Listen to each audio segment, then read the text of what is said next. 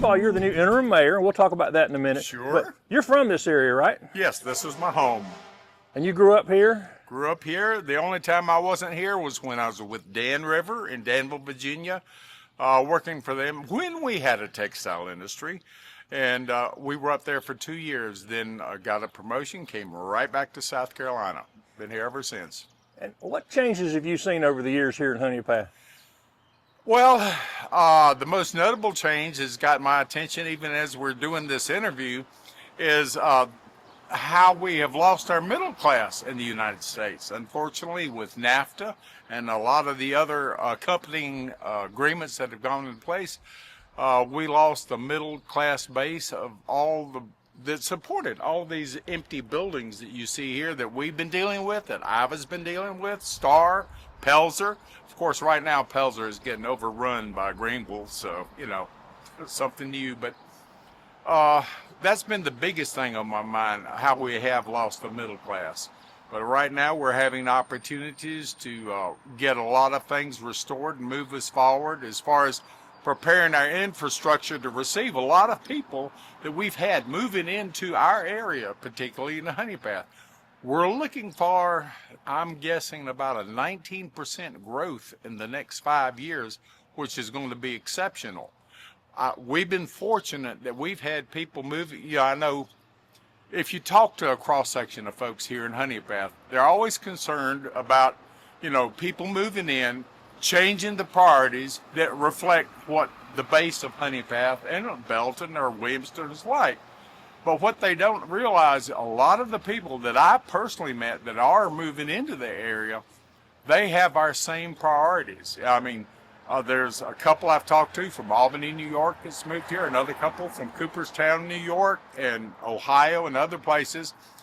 And usually they mention, and these are retired couples, usually they're mentioning they're concerned about the cost of living, about some of the crazy things going on with their governments and back in their home state. And usually somewhere around number 3 or number 4 in their priority list, they mentioned they got tired of shoveling snow. Now, I would encourage everyone to keep an open mind, because these people that are moving in from these other states, you got to understand, you have friends in all of the other states in the union. You just haven't met them yet. And a lot of the people that are moving into the area, yeah, we're going to get a certain percentage that don't quite fit the mold, won't be interested in joining the Confederate Army or anything like that, but they would be great to have as neighbors. And I've already met people like that. That's why I'm so thankful right now to be in this transition period that we're having in Honea Path to move us forward. So we have a family farm out in Friendship Community that in 2032 will become a century farm, and I've already turned that over to our 4 sons, and that's a big draw. Now, one of our sons is living in Anderson, but he's with the Anderson County Sheriff's Department, but the rest of them are in this area. And of course, the family farm is the big thing, the big draw for our area. And then it has also been an outlet for our family to support other groups. Like, most people don't realize, you know, with our farm, we've been able to accommodate law enforcement training. Has been going on out there since 1958, when Pete Strom was with SLED. That's when SLED started training out at the farm. We also have had the Army National Guard. They've had training encampments out at our farm starting in 2002. And starting in 2010, we had the MARSOC Marines coming out and training on a family farm. So we're able to utilize the asset of our family farm to support all of these different groups. My whole life has been about being a part of the solution. I realized I can't pin it down to a certain time, but I realized everything I'm about is being an encourager to people.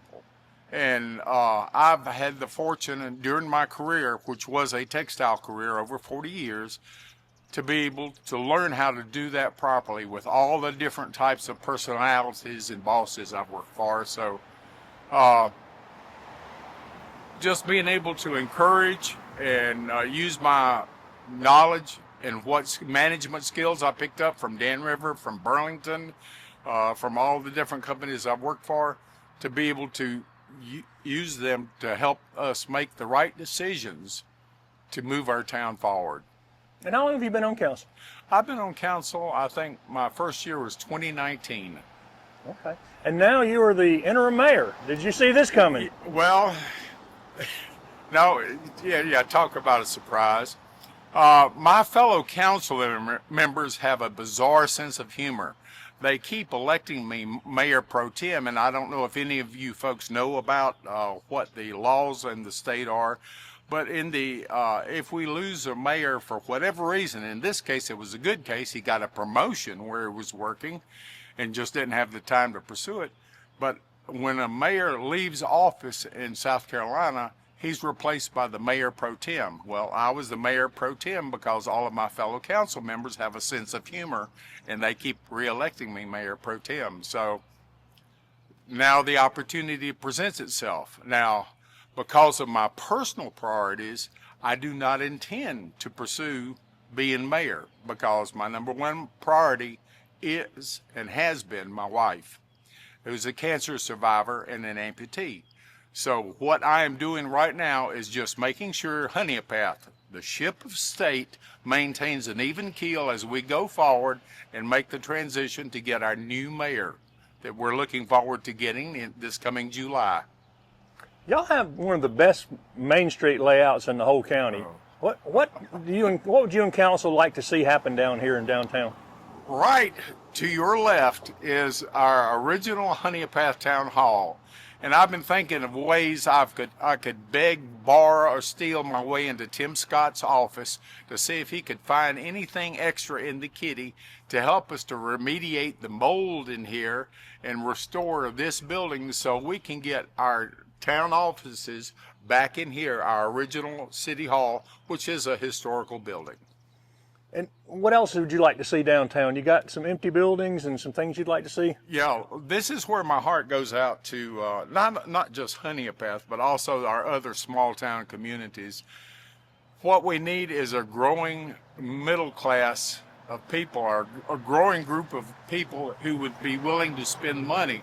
We face the same problems that they face in other small towns. Well, it doesn't matter if it's Iva, Belton, Pelzer, Pendleton, wherever. You got to have people to be willing to just wander around and shop and buy and invest, because if you try and open a small business here, you're not only dealing with potential rent or the cost of buying the structure, but also you have your fixed and variable overhead you have to deal with. So we need people to support it. And of course, one of the big challenges that I haven't become proficient with is dealing with things like Amazon. We've had a lot of people buying things online. It's convenient. I totally understand that. My daughter-in-laws keep reminding me of this. So Amazon is a competitor to anyone that hopes to have or invest in a small business. But as far as a town, their backbone and how they grow and attract other people is how many businesses we can get in downtown.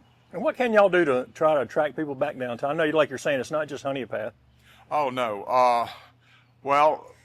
Unfortunately, number one, we do not own the buildings. So whoever the landlords are, a lot is on them as far as getting them occupied with new businesses. From our standpoint, we have the responsibility to make sure that these towns meet certain codes, and we have Mr. Giovanetti with our fire department. Awesome guy. We stole him from Greenville County, and this guy is like a walking Library of Congress on what is legal and not legal as far as building construction and codes and everything like that. So we can support anybody that invests in the building here as far as getting them information to move forward.